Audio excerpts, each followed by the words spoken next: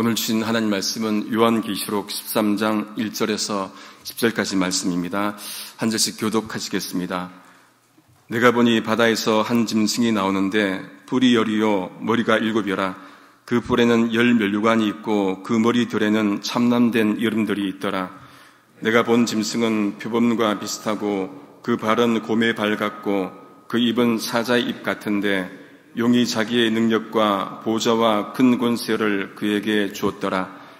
그의 머리 하나가 상하여 죽게 된 것 같더니 그 죽게 되었던 상처가 나음에 온 땅이 이상히 여겨 짐승을 따르고 용이 짐승에게 권세를 주므로 용에게 경비하며 짐승에게 경비하여 가로되 누가 이 짐승과 같으뇨 누가 능히 이어로 더불어 싸우리요 하더라.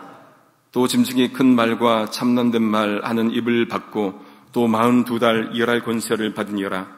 짐승이 입을 벌려 하나님을 향하여 회방하되 그의 이름과 그의 장막 곧 하늘에 거하는 자들을 회방하더라. 또 권세를 받아 성도들과 싸워 이기게 되고 각 족속과 백성과 방언과 나라를 다스리는 권세를 받으니 죽임을 당한 어린 양의 생명책에 창세 이후로 농명되지 못하고 이 땅에 사는 자들은 다 짐승에게 경배하리어라. 누구든지 귀가 있거든 들을지어다. 사로잡는 자는 사로잡힐 것이요 칼로 죽인 자는 자기도 마땅히 칼에 죽으리니 성도들의 인내와 믿음이 여기 있느니라. 아멘. 계시록 13장에는 두 짐승이 등장을 합니다. 하나는 바다에서 올라오고 또 다른 하나는 이제 땅에서 올라옵니다. 해설서에 보니까 이 두 짐승은 욥기에 나오는 그 바다에서 올라오는 악어 리오야단과 그리고 땅에서 올라오는 하마, 베못을 그렇게 패러디한 것이라 그렇게 설명하고 있습니다. 이 두 괴물은 그러니까 하나님의 창조 세계를 파괴하는 그 악의 세력들을 대표한다고 할 수 있을 것 같습니다. 먼저 오늘 본문은 바다에서 올라오는 짐승만 다루고 있습니다. 요한은 바다에서 올라오는 그 짐승 하나를 이제 보는데 해설서는 이 계시록 12장의 어제 본문 용과 오늘 나오는 이제 13장에 나오는 두 짐승을 이렇게 합쳐서 가짜 삼일체다 그렇게 이제 표현을 합니다. 용은 계시록 4장에 나오는 하나님 그 성부를 흉내내고 그리고 바다에서 올라온 짐승은 계시록 5장에 있는 어린 양을 흉내내고 그리고 땅에서 올라오는 그 짐승은 이제 계시록 11장에 나오는 성령의 사역을 흉내낸다고 그렇게 말하고 있습니다. 여기도 보면 삼일체가 이렇게 등장을 이제 표현을 쓰는데 여러분 기독교 교리에서 가장 중요한 것은 삼일체론과 기독론입니다. 왜 그렇습니까? 그 중심에 예수 그리스도가 있기 때문에 그렇습니다. 다른 본문들은 다른 교리들은 어떤 의미에서 좀 목사님도 언제 말씀하신 아디아포라 이래도 좋고 저래도 좋은 것들이 있는 거예요. 교단마다 약간씩 다 차이가 있죠. 그런데 가장 중요한 것은 이 삼일체론과 기독론입니다. 그건 무너지면 안 되는 것이죠. 일상생활에도 삼일체라는 표현들을 많이 쓰는데 이 삼일체에 대해서 바르게 인식할 필요가 있는 것 같습니다. 그 짐승은 뿔이 10이요 머리가 7입니다. 그 뿔에는 10왕관이 있고 그 머리 하나하나에는 참남된 이름들, 즉 하나님을 모독하는 이름이 있습니다. 이 바다에서 올라온 짐승이 무엇을 합니까? 하나님을 모독합니다. 여러분 하나님 모독하는 것은 가장 큰 죄악이지요. 이 해설서에 보니까 이 모습은 로마 제국 시대에 에베소에 그 매년 방문하는 총독을 가리켜서 그 총독이 바다에서 온 것을 가리켜서 이렇게 묘사를 한다고 합니다. 그 총독의 모습을 짐승의 모습으로 비유를 합니다. 그러니까 이 편지를 받아본 사람들은 그 의미를 아는 거예요. 직접적으로 대놓고 얘기를 못 하잖아요. 밖의 시대니까. 그러니까 애둘러서 표현을 하는 건데 상황을 알고 하는 사람들은 다 그 의미를 알고 있는 것이죠. 비유, 풍자, 상징 언어는 이해하기가 쉽지를 않습니다. 직접적으로 말하지 않고 빗대어서 표현하기 때문에 그렇죠. 그런데 그 빗대어서 표현한 것도 문학 기법 중에 하나입니다. 예를 들면 아내가 남편에게 그대 눈동자는 내 마음의 호수입니다. 이렇게 말을 했는데 그대 눈동자에 빠지고 싶습니다. 그렇게 말을 했다고 합시다. 그런 남편이 뭐라카노? 이러면은 낭만이 사라지죠. 다 사라집니다. 대화가 되지 않습니다.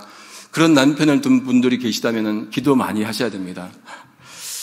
그런데 왜 그렇습니까? 그 남편에게는 그 언어가 없기 때문에 그런 거예요. 비유 언어, 이 상징 언어, 풍자 언어가 없기 때문에 그렇죠.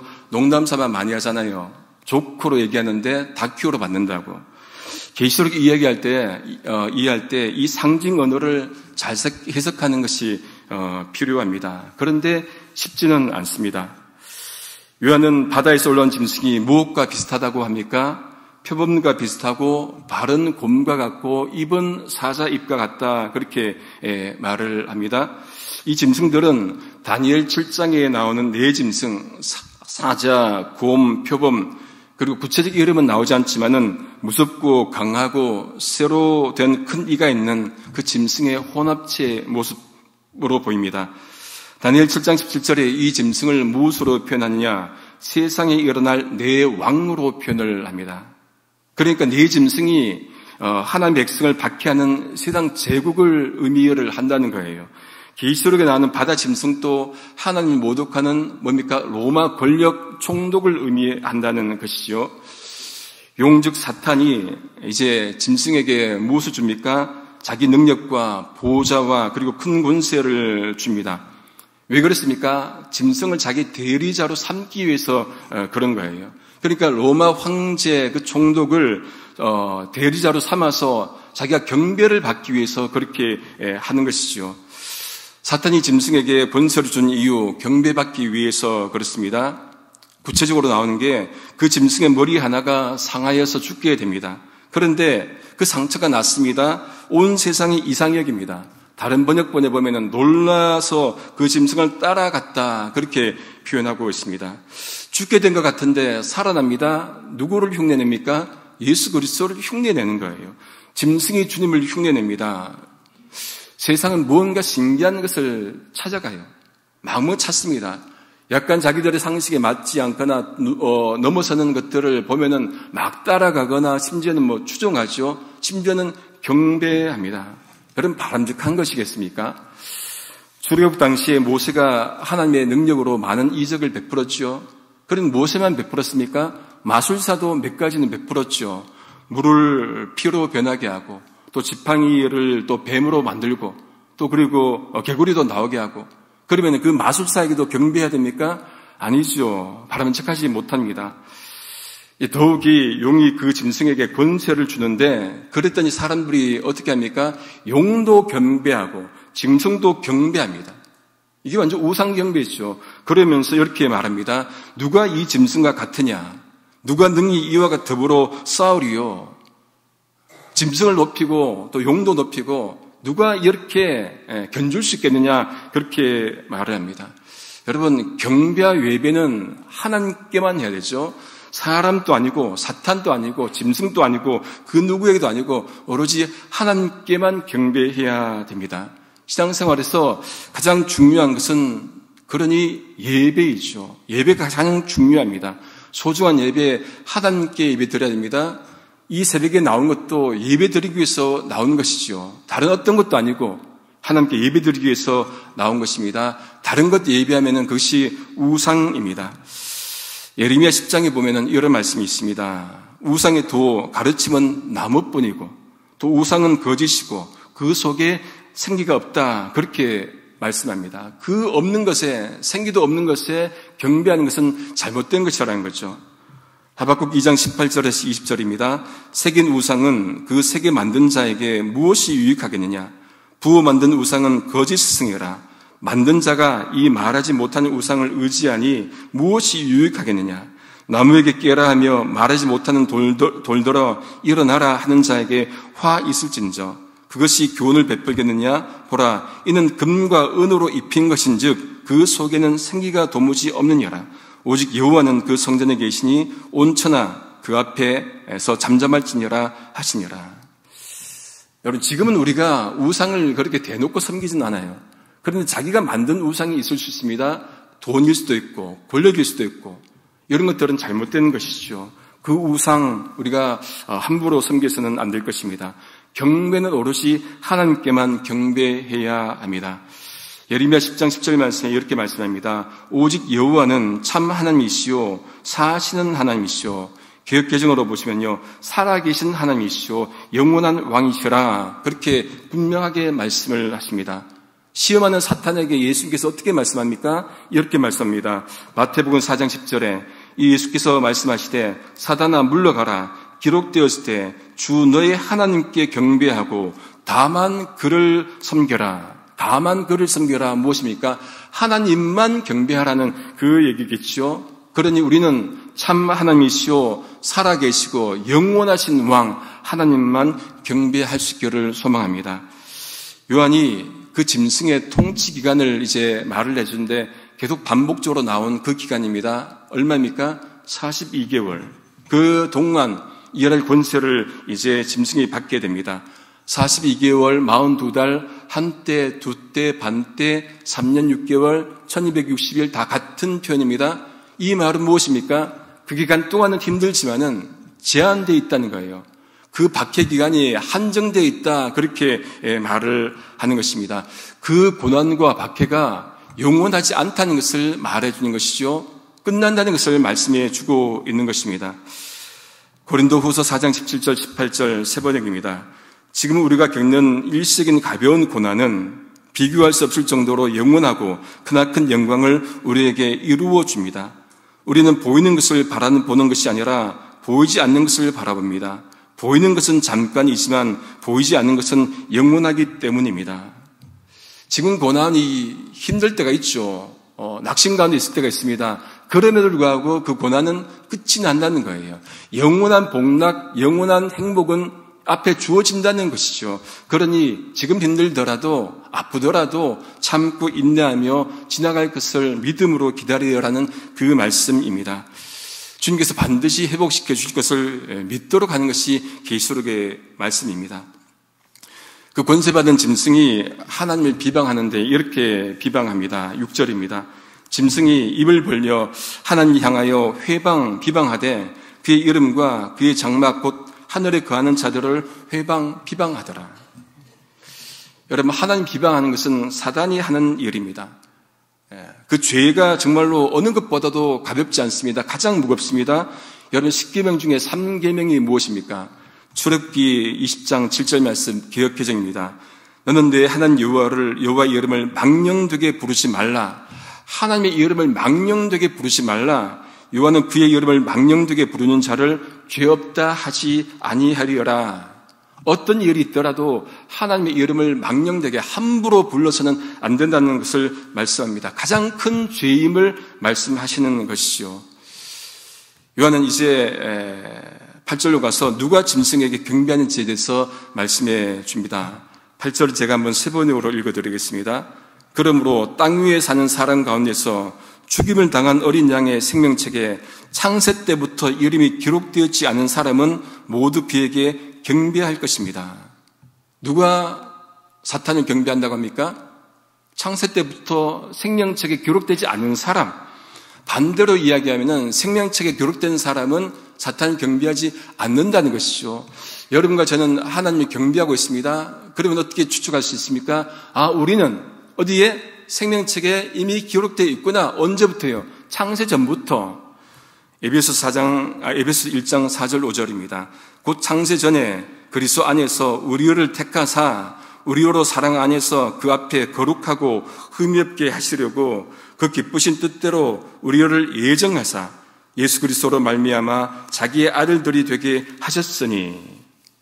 여러분, 우리는 모릅니다. 왜 하나님께서 여러분과 저를 창세전에 기록했는지 몰라요. 아는 분 있습니까? 은혜죠, 이것이. 돌아보니 하나님의 예정과 섭리 가운데 있음을 우리가 고백하게 되는 것이죠. 요셉이 애굽으로 팔려갔습니다. 애굽의 총리가 됩니다.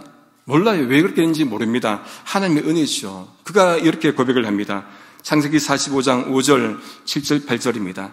당신들이 나를 이곳에 팔았으므로 근심하지 마소서, 한탄하지 마소서.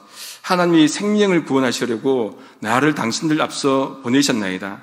하나님이 큰 구원으로 당신들의 생명을 보존하고 당신들의 후손을 세상에 두시려고 나를 당신들 앞서 보내셨나이다. 그런즉 나를 이리로 보낸 자는 당신들이 아니요 하나님이시라. 하나님이 나로 바로의 아비를 삼으시며 그 온 집의 주를 삼으시며 애굽 온 땅의 지리자를 삼으셨나이다. 여기 보면 요셉을 애굽으로 판 사람은 누굽니까? 형들이지요. 그런데 요셉이 어떻게 고백합니까?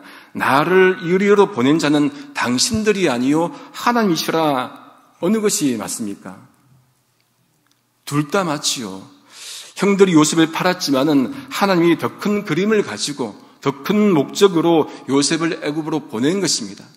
이게 섭리자, 이것이 예정입니다. 요셉이 그렇게 고백을 하지요. 창세기 50장 20절, 당신들은 나를 해하려 했으나 하나님은 그것을 선으로 바꾸사. 이것이 하나님의 예정과 섭리입니다. 오늘과 같이 만민의 생명을 구원하게 하시려 하셨나니. 더 큰 목적이 뭡니까? 이스라엘뿐만 아니라 만민의 생명을, 모든 이들의 생명을 구원하게 하시기 위해서 요셉을 애굽으로 팔았던 거예요. 그 역사의 끝, 그 역사 가운데 우리도 있는 것이죠. 요셉이 팔릴 당시에 하나님의 예정과 섭리를 알았겠습니까? 나중에 돌아보고 고백하는 것이 이 예정과 섭리입니다. 그러니까 우리 장로교에서 예정이 중요한데, 그런데 여러분 짜맞추기식으로 하면 안 되는 거예요. 그 잘못된 예정론입니다. 우리는 돌아보고 고백하는 것으로 고백해야 되지 끼워 맞추고 해버리면은 그게 운명론이 되어 버리기에 그렇습니다.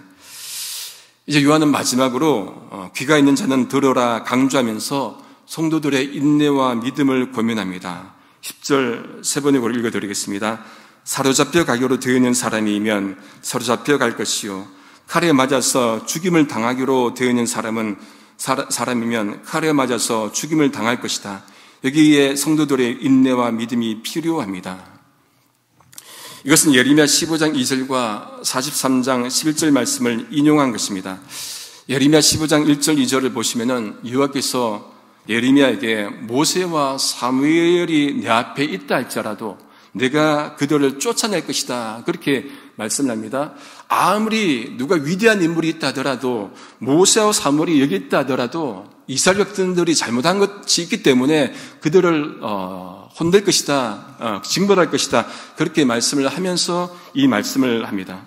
그들이 만일 내게 말하기를 우리가 어디로 나아가리요 하거든 너는 그들에게 이르기를 여호와의 말씀에 사망할 자는 사망으로 나아가고 칼을 받을 자는 칼로 나아가고 기근을 당할 자는 기근으로 나아가고 포로될 자는 포로됨으로 나갈지니라 하셨다 하라.